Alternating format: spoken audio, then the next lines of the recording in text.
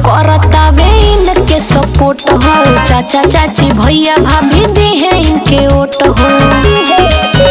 सभी सपोर्ट में बा और सभी केहू करतावे इनके सपोर्ट हो। चाचा चाची भैया भाभी दी है इनके ओट हो। नाला नाली घर बनबई है हो।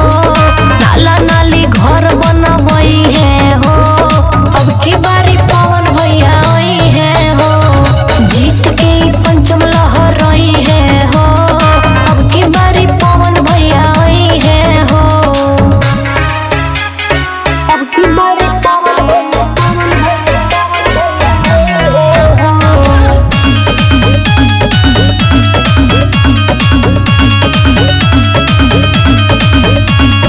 हो गइल बाटे अब सबके विश्वास हो।